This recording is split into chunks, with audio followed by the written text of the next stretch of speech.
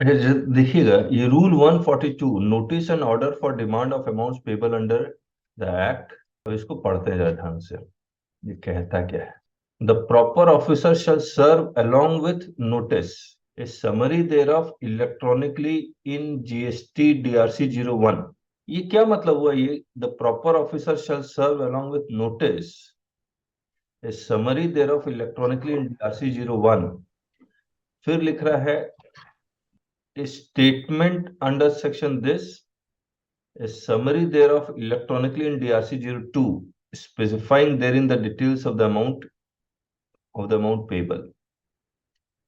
और 73 सबसेक्शन 3 क्या कह रहा है, जरा ये देख लेते हैं। वेर एन नोटिस 73 3 और 74 3 एक ही बात है।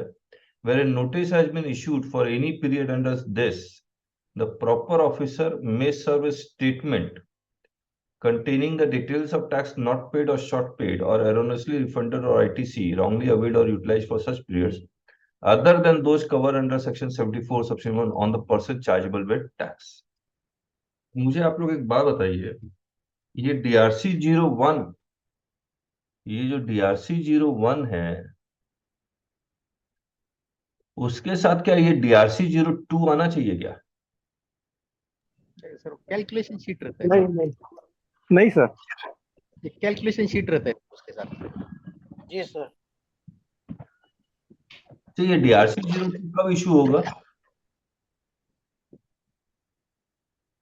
अगर अदर अदर पीरियड का सेम केस है then they will issue DRC 02 instead of issuing the detail notice.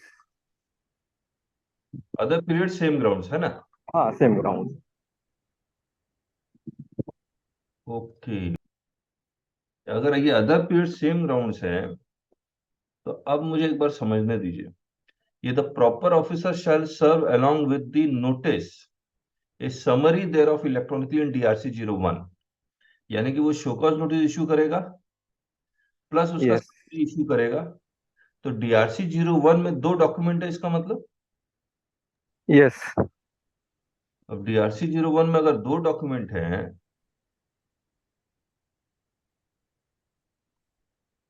तो डीआरसी 01 एक बार देख लेते हैं, क्योंकि इसका मतलब हम लोग गलत इंटरप्रेट कर रहे थे कुछ। सर DRC 01 अपना समरी है और एक डिटेल नोटिस देगा जो उसके साथ में रहेगा। कैलकुलेशन शीट रहता है साथ में। हाँ अब किसका लॉगिन करेंगे तो पता चलेगा सर। नहीं नहीं, फॉर्म देख लेते हैं, फॉर्म में क्या लिखा हुआ है और डीआरसी 02 में क्या लिखा हुआ है। ठीक है। और में खाली टैक्स है सर, खाली टैक्स अमाउंट है समरी। अच्छा, तो देखते हैं।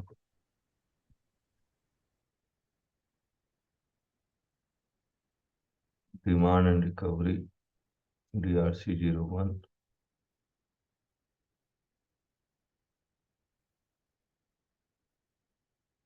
ये डीआरसी 01, ये तो सिर्फ समरी कह रहा है। Okay okay, summary of show cause notice. और डीआरसी 02 क्या कह रहा है? ये बने हो गया, summary of statement, brief facts of the case, grounds and tax and other dues. इसमें ग्राउंड्स क्यों लिख रहा है जब सेम ग्राउंड है तो? यहाँ क्या क्या लिख रहा है? यहाँ भी brief facts of the case, grounds and tax and other dues. Rule एक बार दोबारा पढ़ता है। यहाँ लिख रहा है notice a summary thereof electronically a statement under this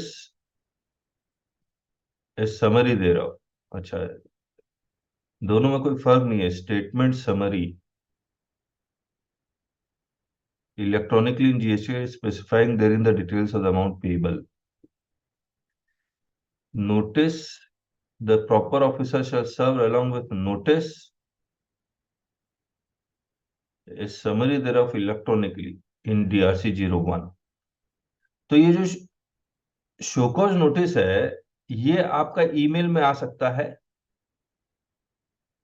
लेकिन समरी कह रहा है कि अपलोड करना पड़ेगा, ऐसा है या दोनों को अपलोड करना जरूरी है? दोनों को अपलोड करते हैं इसमें। अच्छा, और DRC 1 नहीं ना सर, शो कॉज बोलते हैं उसको। ये एक इंस्ट्रक्शन नंबर 4/2023 आया हुआ है, dated 23 November 2023, serving of the summary of the notice in form DRC 01 and uploading of summary of order in DRC 07 electronically on the portal by the proper officer. Correct? The reference is invited to the provisions of 5273 this, as per which a notice is required to be issued by the proper officer to a person for demand and recovery of any amount of tax not paid or short paid, amount of ITC wrongly availed / amount of refund erroneously made, for recovery of interest and for imposition of any penalty or fine on the said person. Attention is also invited. यहाँ पर हमने कुछ notice, attention is also invited, ये वाला rule, as per which along with the notices issued, a summary of such notice is also required to be served by the proper officer electronically on the portal in DRC 01. Correct है? Along with the notices, यानी कि notice के साथ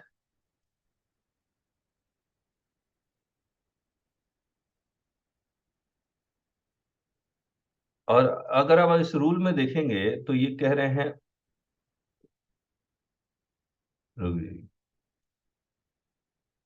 the proper officer shall serve along with the notice a summary thereof, यानी कि DRC 01 में detail जो show cause notice है, जो स्पीकिंग नोटिस हो, वेग शो कॉज नोटिस ना हो, उसके साथ एक समरी देयरऑफ भी आप अपलोड करेंगे। ठीक है, अब इसको पढ़ा जाए कि वो क्या चीज अपलोड करने के लिए कह रहा है। It is also mentioned that as per 142 sub-rule 5, where any order is issued by the proper officer, a summary of such order is also required to be uploaded electronically on the portal by the proper officer in DRC 07.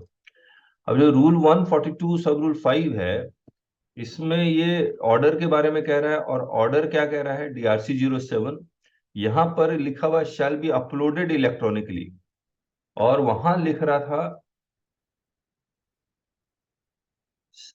सिर्फ electronically, uploaded electronically word नहीं था।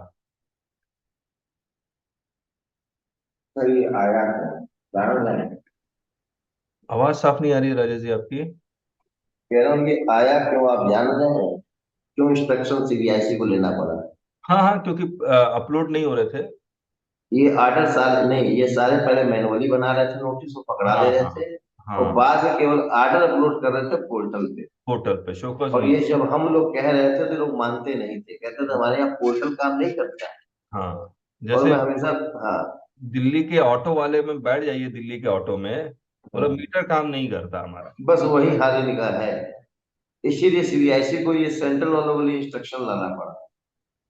चलिए, तो summary of such order is also required to be uploaded electronically on the portal by the proper officer in DRC 07। ठीक है, it has been brought to the notice of the board that some of the field formations are serving such notices and orders manually only and are not serving the summary of the notices issued electronically on the portal in DRC 01 or not uploading the summary of the order। एक minute में फिर से पढ़ देता हूँ।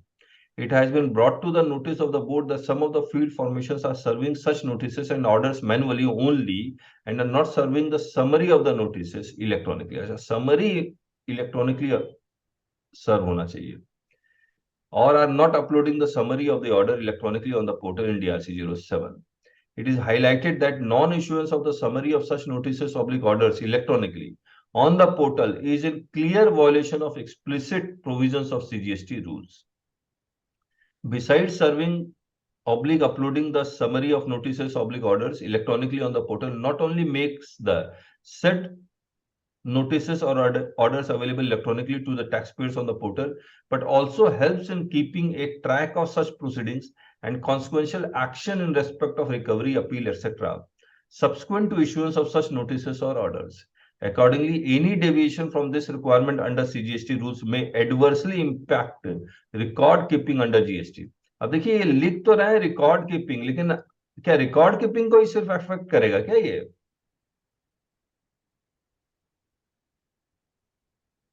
कहिए। तो ये करता है। अब देखिए ये अच्छा आप आगे लिख दिया, further such an action may also impact further proceedings of appeal और recovery to be done seamlessly on the portal. अच्छा, खाली इनको उसी का चिंता है, लेकिन ये डिमांड ड्रॉप हो जाएगा ये नहीं लिख रहे हैं। समझ रहे हैं आप?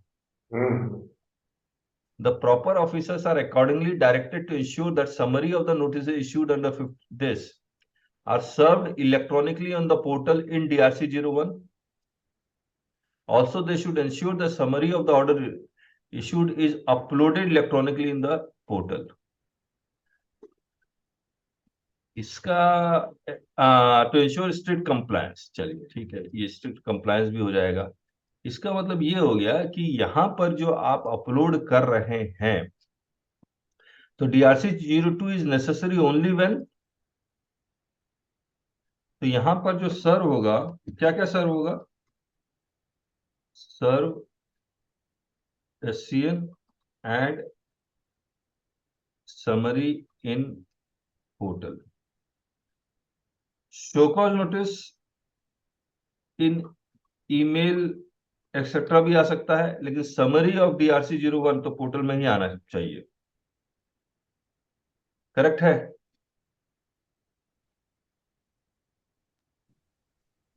सर दोनों ही तो अपलोड होना चाहिए सर वहाँ पे। सर दोनों ही चीजें जो है पोर्टल में आनी चाहिए। दोनों ही चीजें पोर्टल में होनी चाहिए। सर वहाँ बिल्कुल पे लिखा है बिल्कुल। ना, वो रूल 142(1) में तो लिखा ही है सर। हाँ, लेकिन ये जो मैं पढ़ रहा हूँ इंस्ट्रक्शन, उसमें लिख रहा है कि समरी, बार बार हर जगह समरी अपलोड होना चाहिए, समरी अपलोड होना चाहिए। आप देख रहे हैं? सर ये अपने आप को बचा रहे हैं और कुछ नहीं है। देखिए सर ये रूल को ओवरराइड कर रहे हैं, सेक्शन को ओवरराइड कर रहे हैं। अच्छा, एक बार हम लोग रूल दोबारा पढ़ लेते हैं। The proper officer shall serve along with notice issued under this कुछ, या तो पैराग्राफ में चेंज है या किस में चेंज है। एक बार ओरिजिनल एक्ट निकालते हैं। नहीं, CGST रूल्स निकालना है हमें। अलॉन्ग विथ वही है ये। चलिए ऐसे ही पढ़ते और क्या करें। The proper officer shall serve along with notice a summary thereof electronically in DRC 01। Sir mail पे डाला है आपके, किसमें डाला है? मेल में। नहीं नहीं, वही ओरिजिनल रूल तो 142। अच्छा ओरिजिनल डाला है आपने? हाँ सर।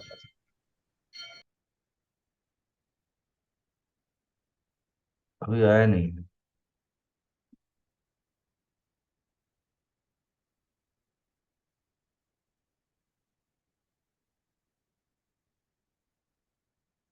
आप एक बार चेक कीजिए बख्शी जी, ओरिजिनल क्या है। Okay sir, okay. आया नहीं। तो the proper officer shall serve along with a notice a summary thereof electronically in DRC 01।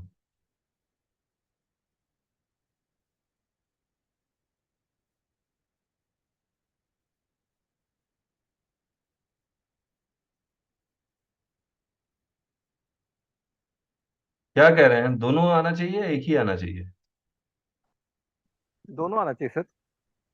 Sir जब भी आएगा दोनों आएगा, नहीं तो कोई खाली मतलब नहीं रह गया। खाली DRC 01 से आपको क्या समझ में आएगा सर, अगर डिटेल नोटिस नहीं रहेगा तो। हाँ वो तो है। सर रूल को पढ़े तो ये तो दोनों के ही बात कर रहा है, अलॉन्ग विद DRC 01। सर फिर भी टैक्स पेयर के पक्ष में बहुत बड़ी चीज है ये। और वो लोग चैलेंज हम लोग करते नहीं थे, केवल कागजों में केवल हम लोग लिख के देते थे। हम्म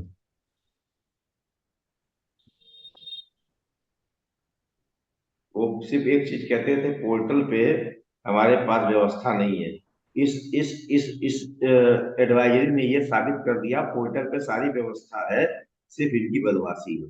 हम्म नहीं, अच्छा ये बताइए दूसरे पीरियड का तो क्या करेंगे? The proper officer shall serve along with sir दूसरे पीरियड का अगर है विथ तो जो स्टेटमेंट जो छापते थे ना हाँ ग्राउंड का, अगर वो सेम है तो सारा दिखना नहीं है, उसका हवाला देते हुए DRC-02 जारी कर।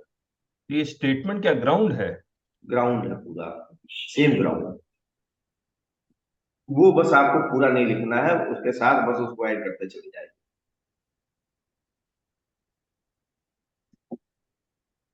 मान लीजिए किसी महीने मैंने कोई ऐसा एक्सेशन डाल करके गुड्स बेचा है जो 12% का है, लेकिन वो है एक्चुअल में 18 का, और वो गलती आप हर महीने में करते जा रहे हैं।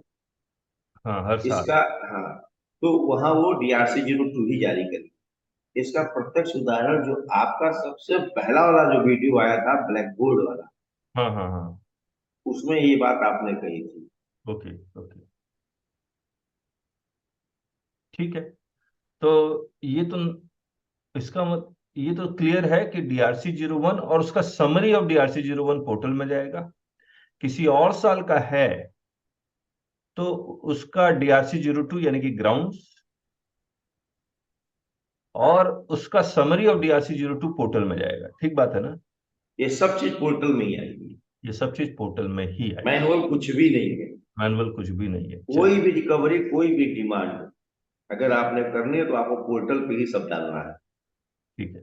और हाई कोर्ट्स के बहुत सारे जजमेंट्स तो ऑलरेडी आ ही चुके हैं, प्लस ये भी आ गया।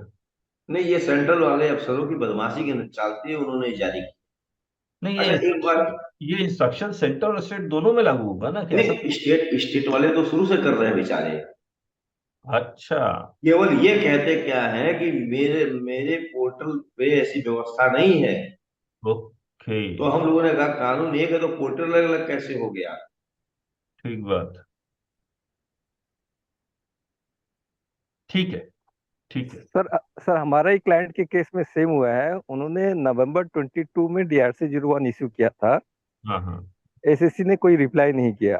हाँ हाँ अब नवंबर 23 में जाके उन्होंने DRC-01 along with that old DRC-01 हाँ हाँ। वो मैन्युअली जो इश्यू किए थे वो अपलोड किए हैं। हम्म। तो क्या इस केस में अपने इसको बोल सकते हैं कि टाइम बाढ़ है? 17-18 का केस है। 17-18 क्या क्या हुआ बताइए फिर से। हाँ, नवंबर 22 में उन्होंने DRC-01 इश्यू किया मैन्युअली। नवंबर 22 में, ओके ओके, हाँ, हाँ। ठीक है। अब DRC-01 ने वो लोग ने फ्रेश इश्यू किया फर्दर नवंबर 23 में, सेम अच्छा, ग्राउंड लेके, मतलब सेम, और जो डॉक्यूमेंट किए थे उसको भी अपलोड किया है साथ में। और सेक्शन कौन सा लगाया? 73। 73 लगाया है। हाँ, सर एक बात बताइए, नवंबर में कैसे वो माना जाएगा? हाँ, ये टाइम बार्ड आप ले सकते हैं, ठीक बात है। ये भी लेंगे साथ में, आप इस रूल को भी लगाएंगे 142 की स्पष्ट रूप से लिखा है कि पोर्टल पे आना चाहिए, हाँ, आप इसको ओवरराइड नहीं कर सकते। ठीक बात है, तो ठीक। वो क्या TRU ने जारी किया है क्या इंस्ट्रक्शन? ये इंस्ट्रक्शन नहीं नहीं, नहीं, हाँ, इंस्ट्रक्शन इंस्ट्रक्शन CBIC इंस्ट्रक्शन तो वाला। सर्कुलर है नहीं ना, तो आप वो बात मैं नहीं कह रहा हूँ, किसने जारी किया? चलिए देख लेते हैं। एडवाइजरी। CBIC ने जारी किया है, GST हाँ, पॉलिसी। ये तो इसने सही जारी किया, हाँ, क्योंकि TRU वाले को कोर्ट ने क्वैश भी कर दिया है ठीक बात है। कि, कि उनको कोई अधिकार नहीं है, वो जारी कैसे करते। हम्म, ठीक है ये तो। हम्म। तो सर इस केस को क्या अपने टाइम बाढ़ कह के यस उसको यस रिप्लाई कर दें? हाँ, यस, बिल्कुल ऐसे बिल्कुल। दो मेरिट पे दो तो। दो चीजें लेंगे कमल जी। हाँ हाँ पहले तो आप एक लॉ पकड़ेंगे हाँ कि जो एक्ट में स्पष्ट रूप से लिखा हुआ है रूल में हाँ, कि इलेक्ट्रॉनिकली पोर्टल पे ही तामीली होनी है, तो मैनुअल को माना ही नहीं जा सकता। ठीक बात ये है। पहले आप ये ग्राउंड लेंगे, ठीक है, फिर दूसरा ग्राउंड लेंगे टाइम बार्ड का। ठीक है। हाँ, और इसके बाद नहीं, साथ में एडवाइजरी लगा देंगे हाँ कि ये इंस्ट्रक्शन जो है ये हाँ 1/7/17 से ही लागू है, न कि आज से।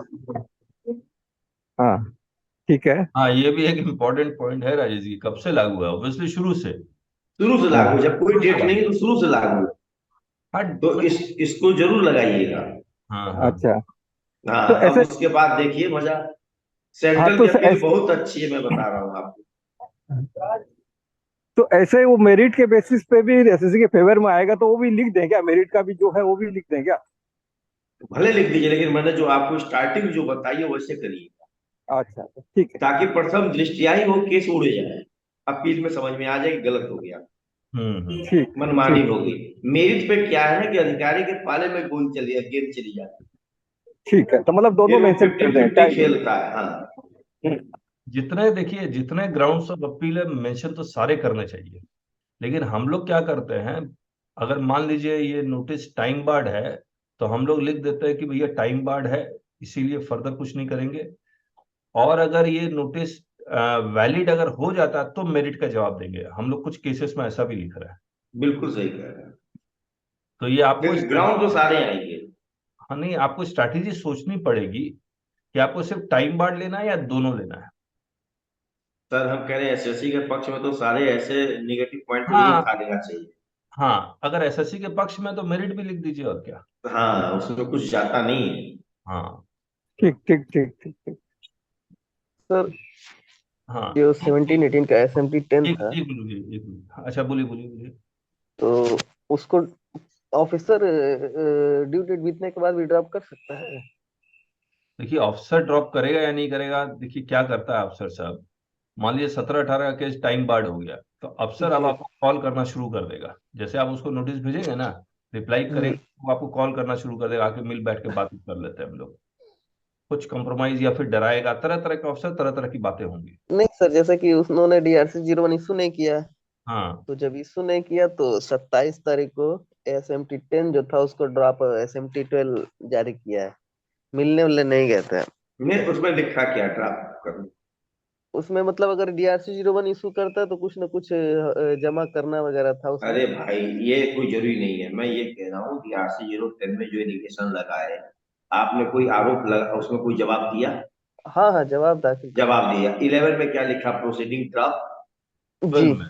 जब जी प्रोसीडिंग सर। 12, जब 13 में, हाँ 12 में जब लिख दिया प्रोसीडिंग ड्राफ्ट, इसका मतलब वो आपकी सारी बातों से सहमत हो गया। हाँ अब वो DRC-01 इशू कर नहीं सकता, हाँ, हाँ टाइम बीत गया, काम खत्म हो गया। तो उसको ड्रॉप कर सकता है सर टाइम बीतने के बाद? नहीं, हाँ SMT हाँ 10 तो खुला हुआ है, वो तो कर ही सकता है, 30 तारीख तक कर सकता अब देखिए है SMT 10। सेक्शन 61 में कोई टाइम लिमिट तो नहीं लिखी हुई है ना। अच्छा सेक्शन 61 में कोई टाइम लिमिट नहीं ली हुई है, लेकिन अगर सेक्शन 61 से फिर वो कहाँ कहाँ जा सकता है, 65 में ऑडिट में जा सकता है, 73 कर सकता है, 74 कर सकता है, ठीक बात है। जी 74 का टाइम अभी भी है, हाँ 73 नहीं कर सकता, लेकिन सेक्शन सेक्शन 61 से अगर असहमत हो तो 74 तो कर ही सकता है। लेकिन जी। आप ये कह रहे हैं SMT-12 अगर कर दिया तो ड्रॉप हो गया तो वो 73 74 65 क्यों करेगा? अच्छा, अब नहीं होगा सर।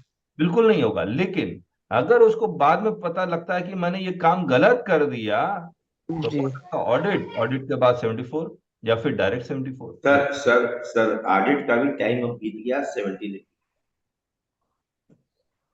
नहीं राजेश जी, ऑडिट का टाइम आप सही कह रहे हैं कि 73 तो 74 तो हो ही नहीं सकता, क्योंकि ना ऑडिट ना ऑडिट के दौरान अगर उसको बुक्स ऑफ अकाउंट्स के बाहर कोई डेटा मिलता है तब तो 74 करेगा ना, तो इसका मतलब थोड़ी ऑडिट सर का टाइम नहीं, बीत गया। नहीं, वो बात मैं नहीं कह रहा हूँ।